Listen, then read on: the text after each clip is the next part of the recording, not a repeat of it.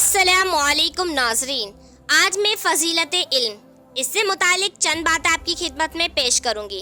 अल्हम्दुलिल्लाहि रब्बिल आलमीन वस्सलातु वस्सलाम अला सय्यिदिल मुरसलीन व अला आलिहि व अस्हाबिहि अजमईन, अम्मा बाद, फ़अऊज़ु बिल्लाहि मिनश शैतानिर रजीम, बिस्मिल्लाहिर रहमानिर रहीम।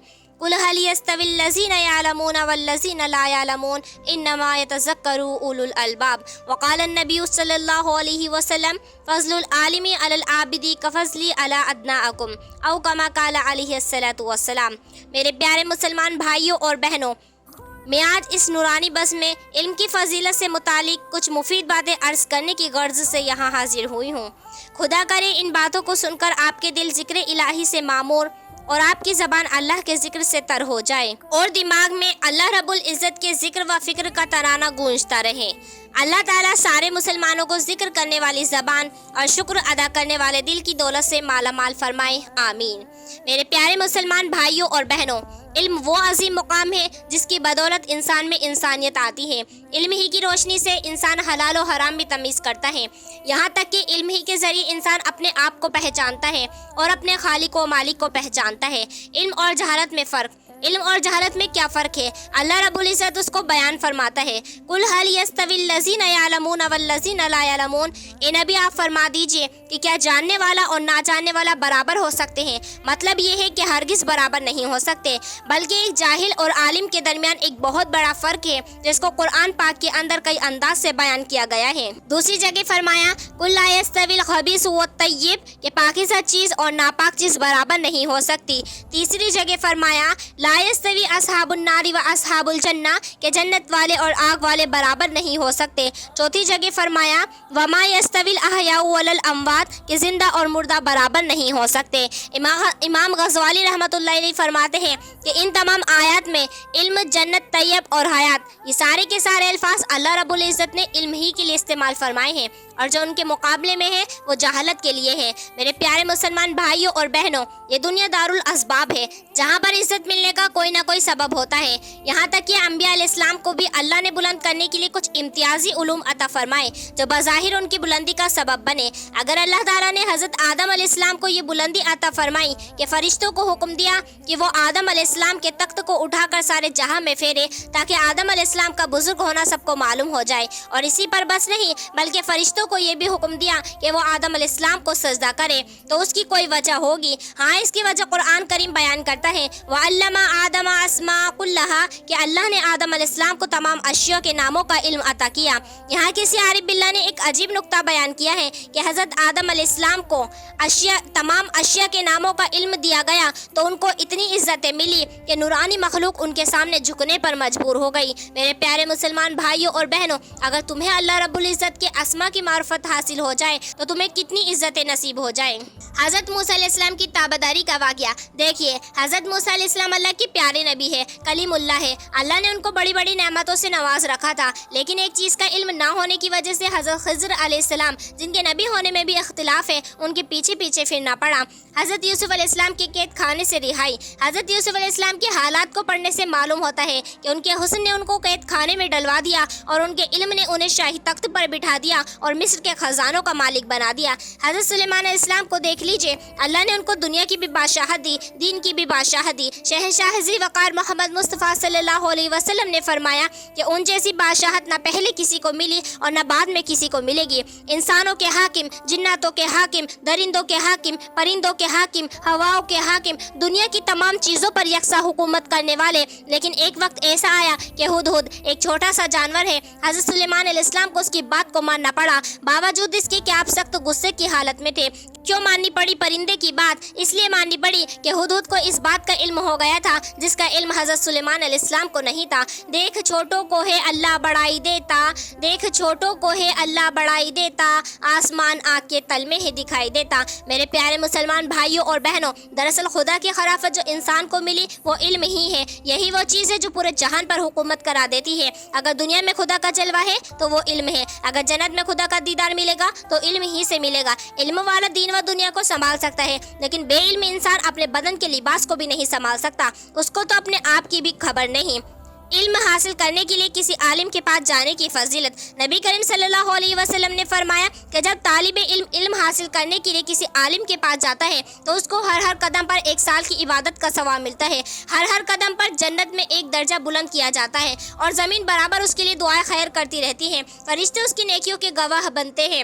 ہر وقت اس کے لیے مغفرت اور بخشش تیار ہے۔ ایک جگہ آپ صلی اللہ علیہ وسلم کا فرمان ہے وَآتَاهُ اللَّهُ أَجْرَ 72 شہیدا کہ اللہ تعالیٰ اس شخص کو جو کہ علم کی تلاش میں نکلا ہو بہتر شہیدوں کا ثواب عطا فرماتے ہیں۔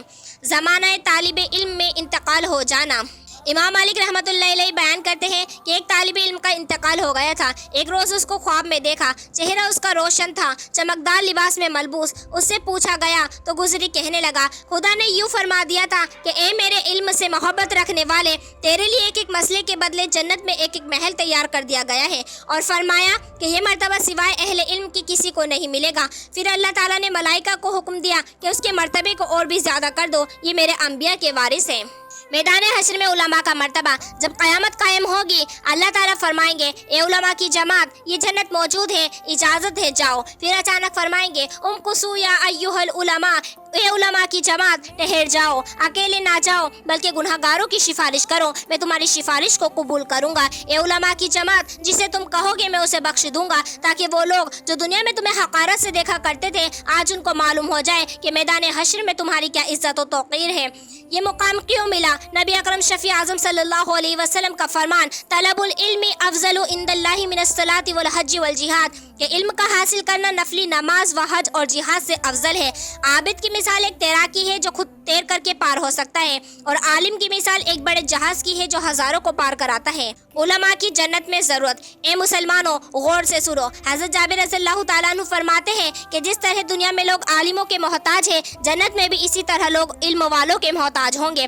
اللہ رب العزت ہر روز اہل جنت سے فرمائے گا مانگو کیا مانگتے ہو؟ وہ عرض کریں گے اے اللہ سب نعمتیں تو یہاں موجود ہیں، پھر کیا مانگے؟ اللہ تعالیٰ فرمائیں گے جاؤ اپنے علماء سے معلوم کرو۔ وہ لوگ علماء کے پاس آئیں گے اور معلوم کریں گے تو علماء ان کو بتلائیں گے اے لوگو جلدی جاؤ اپنے رب کا دیدار مانگو۔ میرے پیارے مسلمان بھائیوں اور بہنوں، اہل علم کا مرتبہ تو وہاں بھی کم نہ ہوگا۔ علم تو ایسی چیز ہے جو ہر موقع پر انسان کی رہنمائی کرتی ہے اور انسان کو اسے دلی سرور حاصل ہوتا ہے۔ اہل علم کا مرتبہ آخرت میں۔ امام غزالی رحمۃ اللہ علیہ نے احیاء العلوم میں لکھا ہے کہ حضرت ابن عباس رضی اللہ تعالیٰ عنہ فرماتے ہیں کہ عالموں کا مرتبہ آخرت میں تمام جہاں کے مسلمانوں سے 700 گنا زیادہ ہوگا، اور ایک مرتبہ اتنا بڑا ہوگا کہ اگر عابد 500 سال تک عبادت کرے تب کہیں جا کر کے ایک مرتبہ حاصل ہو سکتا ہے۔ یہی تو مطلب ہے خدا کے فرمان قل هل يستوي الذين يعلمون والذين لا يعلمون کا۔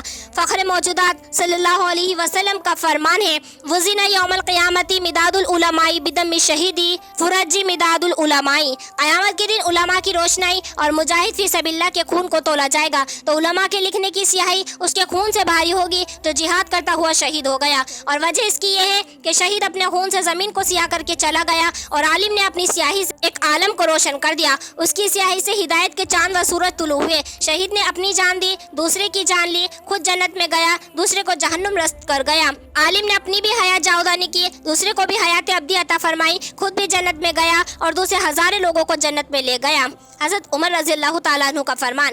میرے پیارے مسلمان بھائیوں اور بہنوں، آج علماء موجود ہیں، غنیمت سمجھو تمہارے دین کی حفاظت ہو رہی ہے، ورنہ اندلس ملک کے حالات پڑ رہی ہیں جس ملک میں ہزاروں سال تک مسلمانوں کی حکومت رہی، آج وہاں اللہ کا نام لینے والا کوئی نظر نہیں آتا۔ اسلام کے نام سے لوگ ڈرتے ہیں۔ حضرت عمر فاروق رضی اللہ تعالیٰ عنہ فرماتے ہیں کہ ایک عالم شریعت کا مر جانا زیادہ حزن و ملال کا مقام رکھتا ہے اس 1000 عابدوں کے مر جانے سے جو دن رات عبادت کرتے ہیں، اس لیے کہ ہزاروں عابد مرے جو اکیلے خالی گھروں میں روشن تھے اور وہ روشنی گل ہوئی، اور اگر ایک عالم مر گیا تو گویا کہ سورج چھپ گیا جس کی وجہ سے ہزاروں گھروں میں اندھیرا ہو گیا۔ بزرگوں کا قول ہے موت العالمی موت العالمی، عالم کی موت گویا کہ پورے عالم کی موت ہے۔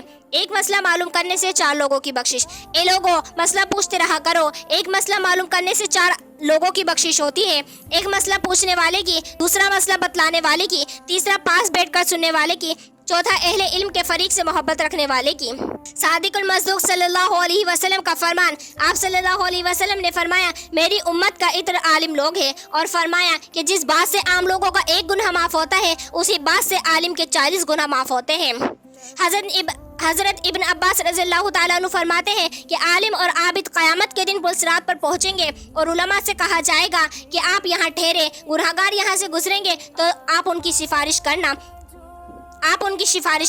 اے علماء کی جماعت، جس کی تم سفارش کرو گے میں اس کو بخش دوں گا۔ لیکن میرے پیارے مسلمان بھائیوں اور بہنوں، یہ سب مراتب کب حاصل ہوں گے؟ یہ سب مراتب اسی وقت حاصل ہوں گے جب ہم خود بھی علم حاصل کریں اور اپنی اولاد کو بھی اس لائن میں لگائیں اور جد و جہد کریں۔ نبی صلی اللہ علیہ وسلم کا فرمان ہے، اطلبوا العلم ولو کان بالسن، کہ علم حاصل کرو اگرچہ تم کو دور دراز کا سفر کرنا پڑے۔ بزرگوں کا قول ہے، العلم لا یؤتیک بعضہ حتی تؤتی کلک، علم اس وقت تک اپنا تھوڑا سا حصہ دینے کے لیے تیار نہیں جب تک کہ آپ اپنا سب کچھ علم کے لیے وقف نہ کر دیں۔ حضرت عبداللہ ابن مبارک کا شوق علم، حضرت عبداللہ ابن مبارک سے معلوم کیا گیا کہ اگر تمہیں معلوم ہو جائے کہ تمہارا آخری وقت ہے تو تم کیا کرو گے؟ وہ کہنے لگے، ارے بھائی، علم حاصل کروں گا۔ سبحان اللہ، کیسا شوق ہوگا ان کا، اور انہوں نے اپنے دعوے کو سچ کر دکھایا۔ آخری وقت تک علم کی پیاس نہ بجھ سکی اور وہ ماہی بے آپ کی طرح تڑپتے ہوئے دار بقا کی طرف روانہ ہو گئے۔ افسوس کہ آج ہمارے اندر سے یہ جذبہ اور فکر نکل گیا۔ بخدایا منصب اہل علم کا تھا جو انہوں نے ترک کر دیا اور غیر قوموں نے اپنا لیا۔ ایک انگریز لڑکے کا واقعہ، مولانا شبلی نعمانی رحمۃ اللہ علیہ فرماتے ہیں کہ میں ایک مرتبہ دریائی جہاز میں سفر کر رہا تھا، اچانک اس کی زنجیر ٹوٹ گئی۔ یہ بہت بڑا حادثہ تھا، لوگوں کو جہاز کے پہاڑ سے ٹکرانے کا گمان ہو گیا، ہر شخص کو موت کا یقین ہو گیا، چہرے زرد پڑ گئے۔ اس گھبراہٹ کی حالت میں ایک انگریز لڑکے کو دیکھا کہ وہ بدستور کتاب کا مطالعہ کر رہا ہے۔ لوگوں نے اس سے کہا، اے بھائی، کیا تم کو معلوم نہیں کہ جہاز کتنے خطرے میں ہے؟ اس نے کہا، ہاں مجھے معلوم ہے، جہاز موت کے منہ میں جا رہا ہے، لیکن میں اپنی زندگی کے یہ لمحات کیوں برباد کروں؟